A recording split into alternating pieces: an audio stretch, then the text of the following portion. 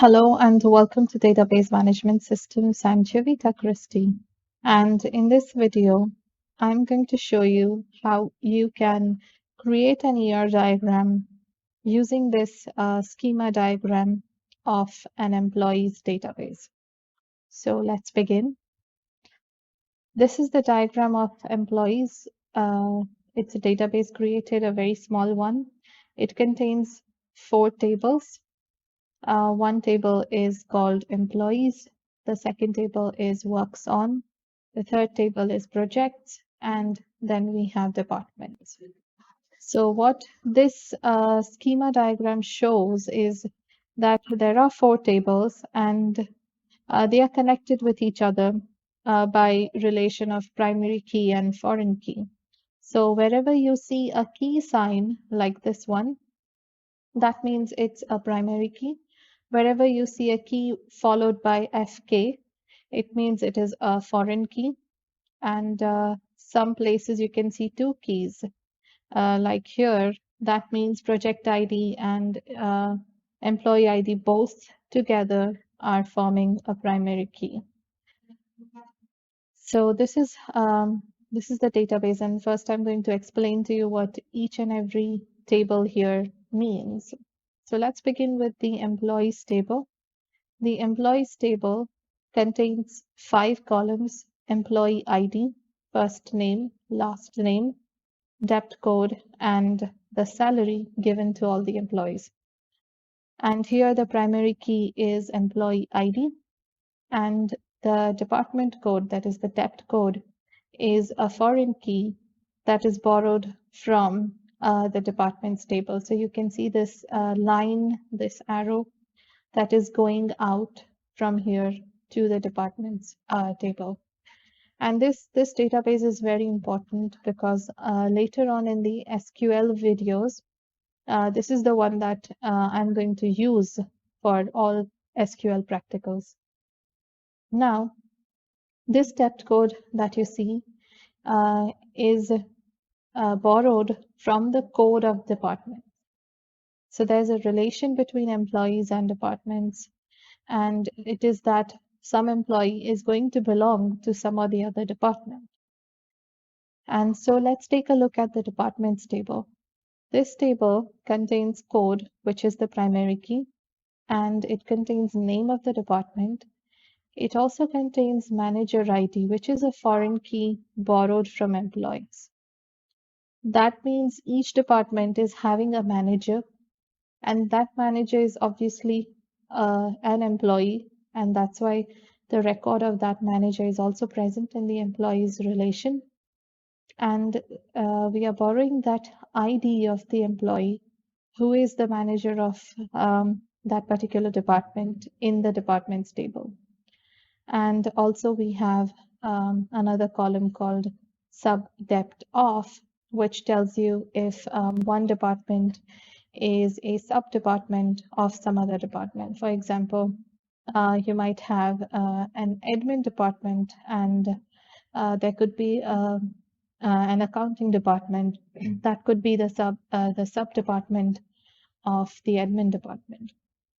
So in that case, wherever you are storing the data about accounting department, you are going to write the code of admin department as the department that contains accounting. So that's what the departments table is about. It contains 2 foreign keys. One is borrowed from employees and one is borrowed from departments itself. Then we have the projects table. The projects table contains these attributes. One of them is project ID, which is the primary key. And there is a debt code, once again, like employees, which shows you that this project belongs to this particular department. And this is borrowed from departments. The code which is present in departments is borrowed in projects and renamed as debt code. Next, we have description of the project.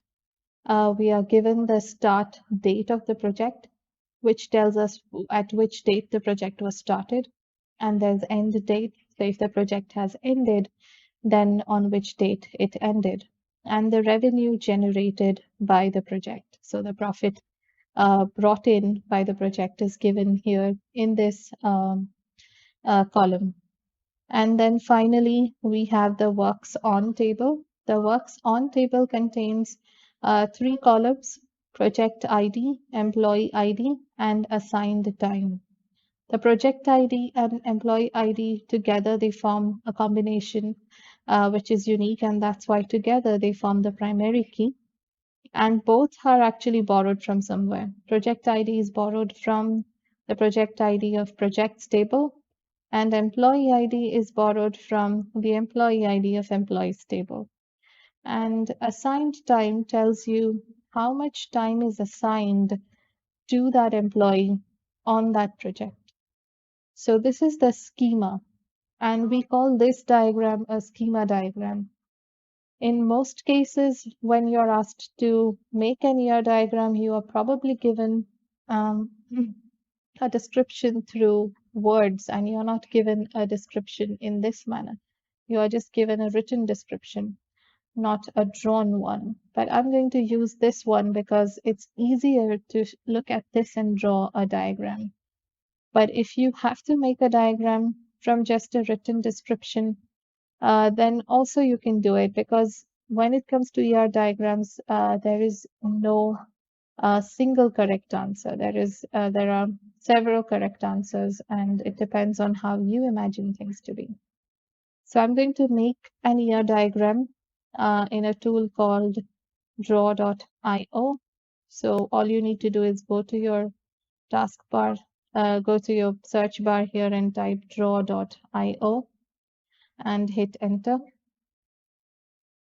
And it will open, and you need to click on create new diagram unless you already have an existing diagram that you would like to edit. So we are going to create a new diagram here, and you can name it whatever you like. I'm going to name it ER, or let's just name it employees database.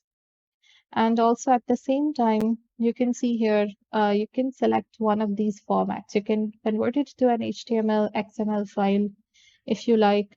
I just want to save it as a PNG file. So I'm selecting PNG. And that's it. You can just click on create at this point. Once you do that, you can see that there is a blank area available to you. This is the blank area that is available to you, and you are going to use this area to do all your drawings.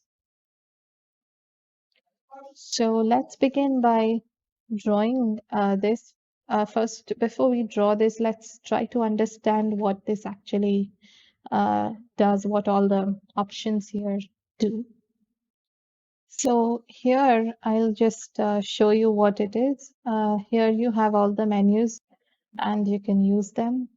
On the left hand side there is a panel, and this panel contains all the symbols that you would require. There's a scratch pad also.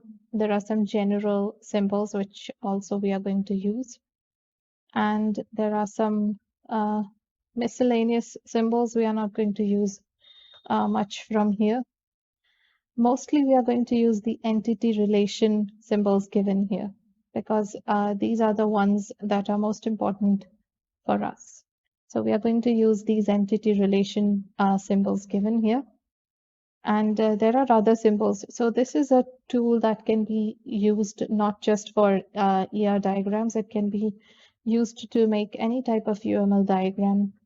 And whenever you want to create projects and add a diagram, this is a very good tool for that. So we are going to use this to create an ER diagram for the database that I showed you earlier. This is the database.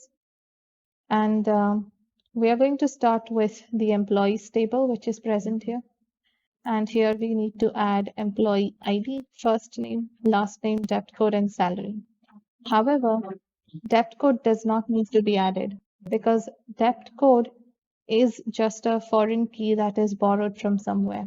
So whenever we create a relation between employees and departments, that will just take care of itself. So we don't really need to add depth code in employees. We'll just be adding employee ID for first name, last name, and salary. So let us see. Let's draw that and add that. So once there is an ellipse available, for entities, we use this type of a rectangle, and for attributes, we use ellipses, which are given here. So let's use a rectangle. Once you click on it, it gets inserted right here. I'm going to reduce the size of this now. So as you can see, it is inserted, and now I can place it wherever I want. But the placement is very important. You need to know where exactly you want to place things, because employees is going to be connected with works on and departments, both. So you want to place it in such a way that it can connect to both. So I'm going to place it right on top, here in the middle on top, like this. And inside of it, I'm going to write down employees. You can, of course, increase or decrease the size of it if you like from here. Let's make it 18. So this is employees. You can increase or decrease the size of the rectangle also, like this. I have reduced its size, and I'm going to bring employees a little bit downward, since I need to add its attributes. So the first attribute we are adding is employee ID. And once again, we are going to go through these symbols present here, and we are going to pick an ellipse because that's the one we require. But if you will notice, in the entity relation part, you can find a key attribute symbol, which comes with an underline. So I'm going to use that one, and going to write over there employee ID, and this works better for me since it comes with an underline. Otherwise, I would have to underline it. So once this is ready, I'm going to place it wherever I want. Then I have the first name and last name, both of which are simple attributes. So first name, just start typing. You don't have to do anything for that. So the first name, let's drag it and put it here. And similarly, another attribute, and let's make it last name and drag it and put it here. And the next attribute I need to add is salary, because I already told you that code is not required. So we'll put salary and drag it and put it here. Now what you can see is 4 attributes which belong to employees, but which we have not connected with employees. So we are going to connect them now, and you can see you can do that like this with a line that is given here. You can pick this line, it doesn't matter, and let's connect it. So you can touch this line here and then touch it to employee. And in a similar way, you can do Control C, Control V, get another line, touch it on, say, first name, like this. You can see that green symbol actually helps you. It tells you that it has touched. So drag and drop once again on employees, and Control C, Control V. This time I'm going to attach this line to last name and drag and drop and place it on employees. And again, Control C, Control V. We are going to drag and drop this, attach it to salary right here, and then attach it to employees. So that's what we need to do. All the four attributes are attached to the employees database. And for now, I'm going to keep it limited to this. I'm going to finish the rest of the diagram in the next video. So stay tuned for that. And thank you for watching.